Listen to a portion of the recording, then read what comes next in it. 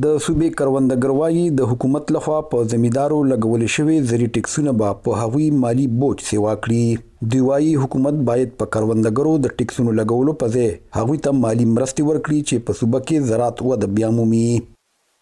دی وخت کې زمونږ د خیبر پښتونخوا چې کم زمیندار دي نو کاغه وړوکی زمیندار دی او غټ زمیندار دی خو زمینداری چې کم نه ده په نقصان کې روانه ده او ځکه په نقصان کې روانه ده چې په هر فصل باندې زمونږ کم لګښت دی کاسټ اف پروډکشن د هغه دومره سیوا شوی دی چې د 1300 کارونه تاسو په دې مردان کې په دې 400 کې او په دې صوابه کې چې زمونږ په خیبر پښتونخوا کې واحد دا چې کم نه ځمکه ده چې دا سناسه شکل کې نهري نظام موجود دی او فصلونه پکې کېږي زمیندارای کې ګټه وا نو زمیندارو به ځمکې ولې خرڅولې.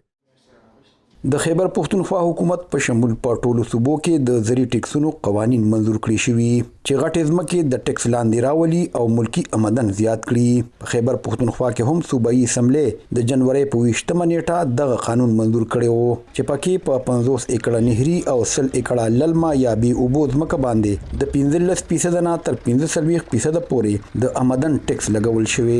پوهان وایي د صوبایي حکومت دغه ټیکسونه به زری پیداوار متاثر کړي. خلک د زمیندارۍ نه لاس اوچت کی دا خو به خلکو په خوا وي زمونږ دا ځمکه په دغه کې تللی ده په ابیانه او مالیه کې تللی ده انګریزانو به دومره مالیه او داسې ځونه ولګول چې خلکو به نشو ورکولې ځمکه به یې ضبط کړه په هغې کې په ټیکسونو کې زما په خیال دا اوس چې کوم کار دی همدغه شان یو کار را روان دی. تیر کال په اکتوبر کې نړیوالې مالیاتي ادارې IMF پاکستان ته د $4 پور منظوري ورکړې او اوس هم د IMF پلاوی د پاکستان سفر کړي چې د ټیکسونو جاج واخلي. د دې وړاندې مرکزی حکومت IMF سره لوس کړو چې په ملکی کچه به اقتصادي اصلاحات وکړي او د ملک دننه به د ټیکسونو جال پراخ کړي. په هغې کې د صوبو لخوا زری ټیکسونه لګول هم شامل وو. په پاکستان کې د دې وړاندې په غټو ځمکو ټیکسونه نه لګول شوي.